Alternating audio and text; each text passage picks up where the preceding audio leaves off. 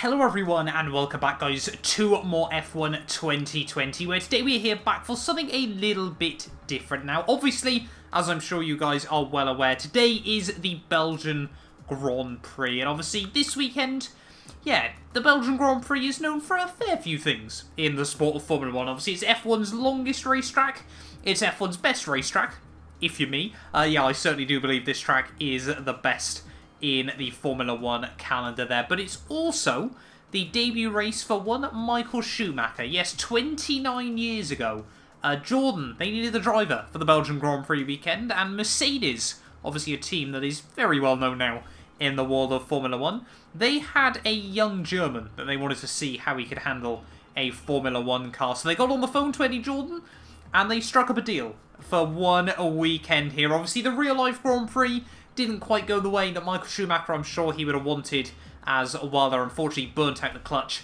at the start of the race. Obviously, you know, it's such a well-documented weekend, and obviously kick-started his Formula 1 career after spending a lot of his time leading up to it actually racing for sports cars with Mercedes there. But this weekend, we're going to be taking out his Benetton 191 for a classic race against obviously some of the Formula 1's classic cars as well from F1 2020 from the same era here. Really looking forward to this. Obviously, hopefully you guys are as well. In terms of assists, obviously this car had none, therefore why would we expect to be using any either as well here. But obviously if you're going to enjoy, make sure you do get yourself subscribed as well. Something a little bit different that I wanted to do this morning. Obviously, for those of you that have been around this channel for a long time, you'll know I really do like the classic cars on the F1 games as well. So let's just dive right into this. So here we are then on the grid, ready for this iconic race in the Jordan 191. Obviously we've got quite a variation of the C2, I think is their known classic cars from F1 2020. So we've got the likes of the Mclaren MP4-13, obviously V10, groove tyres, no traction control, an absolute death trap if ever I've seen it in the world of Formula 1. It's just loosey-goosey absolutely everywhere. But obviously we've got a couple of the late decade Williams, obviously the 1996 car that won Damon Hill his World Championship, obviously the FW14B as well, one of the most technically advanced Formula 1 cars to this day. Then we obviously got a couple of the Benettons, and then a few of the cars obviously from more our era, obviously Alain Prost and Ayrton Senna's McLarens and Ferraris as well. But a 5-lap race here around the modern Spa-Francorchamps circuit. Hopefully we can just keep it nice and tidy off the start here. You can see the 5 lights coming on now then. Here for a race in the Jordan 191, it's lights out, and away we go. A lot of wheel spin. That has not been the start we needed. As we head down in towards the first corner, we actually get tagged from behind as well. As we head through that first turn, we've got someone on the outside of us as we head down in towards Eau Rouge for the first time. A couple of the very powerful V10s. There we go, one of the Williams flying past us as we head down in towards Eau Rouge. Blending the throttle first time through, but I think we might just be able to get that flat out later on in this race. We've still got, you can just see another one of the Benettons in our rearview mirrors. There's no real point in us trying to defend from these much quicker V10 cars as we head towards the end of the Kemmel Straight. Just going to sit in front of us. Not too sure what that was about. Was already struggling to try and get the car working. Obviously, curbs are something you use a fair bit nowadays in modern Formula 1 around the Belgian Grand Prix. Not quite the same story back in the early 90s, obviously. I was watching a couple of clips from, I think it was 1992, so obviously the year after this car was in Formula 1. And yeah, just how aggressive a few of the curbs are around here. They were more like sort of, yeah, curbs you'd find at the side of a road more than anything else. Obviously Spa has remained fairly unchanged since it moved to this layout, but there's still sort of in its, yeah, it's changed very little on the layout, obviously apart from the final sector since it moved to this 7-kilometre version. But a lot of things about sort of racing around the circuit certainly have become very different over the years. There are obviously this section, obviously a lot of debate whether it should be just turned into gravel all the way up to the curbing there. But coming towards the end of lap 1, we have survived for the most part, despite a couple of crazy moments. We've got another Benetton trying to look up the inside in towards Blanchimont. Not really where I want to be going side by side with someone.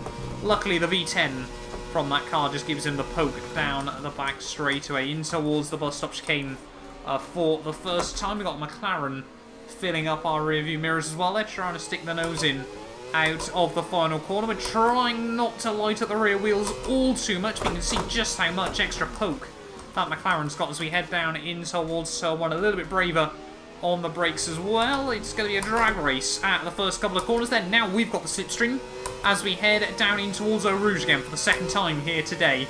Are we going to be able to take it fully flat despite the dirty air? A little bit of a blend once again on the way through. Just don't quite have the bravery in the car just yet. But now you watch the speedo climb up over 180 miles an hour, 300 kph as we head up the Camel Straight once again side by side. When the McLaren, we lose a little bit of top end after we pull out of the toe, but again the McLaren just that little bit braver on the brakes, and once again just sort of parking on the apex of the corners here, trying to just short shift a little bit on the exit. Obviously this car doesn't have a turbo, just a little bit too late for that era of Formula 1 here as we try to head back down the hill in through No Name, attacking the curbs a little bit more that time around, just trying to find a little bit more bravery in this car as well there. But yeah, this thing, I think the only car on this grid with a turbo obviously still was the MP4-4, a little bit earlier than this car itself. But obviously, like I said, yeah, this thing only really iconic for sort of two clear-cut reasons, at least in my mind anyway. Obviously, the fact it gave Schumacher his very first drive in Formula 1 and just how sleek it looks, obviously, in the Sprite Green. It's got obviously none of this aerodynamics that we see nowadays in Formula 1. It just looks so clean. I know there's a fair few people that will argue this is probably the best looking Formula 1 car of all time. I'm an MP4-4 man, I'll be honest. I've got to accept that beauty as well at the end of the day, but this thing is, yes, certainly right up there as well as we dive it down in towards the bus stop chicane for the second time. Obviously, where these cars weigh a lot less than modern day Formula 1 cars, they haven't got the batteries or anything like that. Not too different, actually, in the braking points. Obviously, right at the top end, you have to brake a little bit earlier, but we're not really braking much earlier into a lot of corners here in this car. Remember, this thing is near enough 30 years old at this point, so it, yeah, certainly can still stop on a dime if needed. New PB of a 201, though, really does go to show just how much quicker modern-day Formula 1 cars are than this. Obviously, Hamilton's pole lap for today's race, even, sorry, I should say, when this video does go live, 20 seconds quicker than we've been able to get in this car so far. We'll see if we can try and get a sub 2-minute lap if possible as well, obviously, as we slowly build up a bit more confidence with the car. But yeah, as we head down in towards Sector 2, I'll leave you guys with a bit of audio.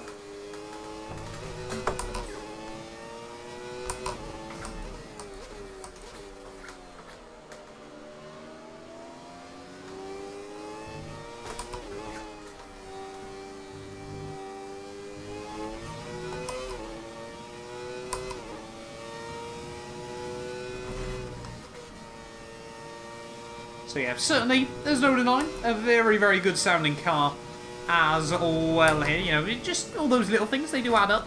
This is sort of what makes classic F1 so great, and why I do love sort of racing these cars as well. They are such a different experience to modern day Formula 1. They all handle so differently to each other as well, as we get a big wobble out of there once again. Just full opposite lock there for a brief moment as we try to get this thing where we want it to go here. We've got another McLaren all over our back end as well there. The top guy's setting 153s, goes to show even in the space of just a decade how much quicker Formula 1 cars did get. But hopefully we can try and stick with this McLaren as we head up through Blanchimont. It's still fully pinned through there. We've had no issues with that so far in this race. But as we nick a wheel on the grass, we're going to have to take evasive action through the final chicane. That's going to be a 10-second time penalty. Wasn't quite what I had in mind. We won't even gain the place in the end either there. So yeah, a little bit ragged. You definitely don't want to clip the grass in these older style Formula 1 cars. They will punish you even more than modern Formula 1 as the McLaren in front just gets a bit of a wobble out of the first corner here. Just going to show just how much everyone is struggling to put the power down in these classic Formula 1 cars. They are so different to anything from the modern world there. But we've got a good run up the Camel Straight. Maybe we can try and apply some pressure. 181, 182, about, yeah, 300 kph even, I should say, as we almost top out in top gear here. Obviously, H-pattern box as well. Unfortunately, I don't have one. We're going to have to stick with the sequential shifters on the rim. But yeah, certainly would love to get H-pattern at some point, even just to sort of experience this sort of thing as well there as we head through the hairpin. Just snagging the inside brake there. So difficult always to try and get that corner hooked up. But, you know, a little bit lighter certainly does make it a bit easier through there on the off-camber as well. There's still, at every corner, this thing is just scrambling for grip, trying to keep it pointed in the right direction. Now, how on earth these guys are able to do it for so many laps without making mistakes, it really is so different to modern day Formula 1. You know, on the other hand, the drivers nowadays have got to deal with the insane G-forces, but these things are certainly no slouches as well, and will go around on you at any given opportunity. You know, the amount of power they were producing over a quali lap. As soon as I say that, we've put it in the wall. That was not what we needed. We'll go over to the cheeky rewind there, I think. In all honesty, just going to show just how aggressive these cars are when you overstep the mark. This time around, can we keep it nice and tidy through? Still, despite being up in third gear, a gear higher than we probably would have tried to go through there. And again, on the exit, we're certainly learning the hard way as I think we get collected by one of the McLarens there. That might... yeah, we're certainly learning the hard way about just how difficult this car is as well. Third time's a charm, though. Hopefully we can roll on the power just a little bit nicer. Being a lot more tentative on the throttle on the exit that time round, but we do keep it clean this final time. So we have definitely got, yeah, another McLaren closing in the gap rather rapidly to us as we head on towards the final lap of this race. And yeah, loving this Benetton so far. Obviously, if you've got F1 2020, you've got the Schumacher edition of the game, I would definitely recommend giving it a go. Obviously, even if it's just this weekend to experience, obviously, what Michael Schumacher would have in his very first Formula 1 race. You know, you imagine having to step into a Formula 1 car for the first time and it being something like this, obviously, just ridiculous to imagine. Obviously, nowadays, Formula 1 drivers, it would be a rather different experience to anything we see at the moment. Now, one of the McLarens, though, are we going to go side by side down in towards a Rouge? Not quite. He's just got a bit more top end there as we've got another Benetton just behind us. The McLaren, though, gets a wobble. We're going to have trying to look to the outside. It's going to be a drag race up the Kemmel Straight. No, it's not. He's still got a little bit more poke than ourselves here. He's going to try and go a bit defensive. We've got to be careful of the Benetton just behind us. As late as I dare on the brakes as we head through Les Combes for the final time. We've done it. We've hung it right around the outside. It's a brilliant three-way battle. 3 different cars from 3 different teams from 3 different eras as well. Still going hammer and tong around this Belgian Grand Prix circuit. Roll on the power as we head down the hill. Manage the wheel spin as best as possible. Sometimes, I'll be honest, short shifting doesn't feel like the way to go in this car still. There's one of the Benettons up the inside in towards Pouwon. We got to give him the room.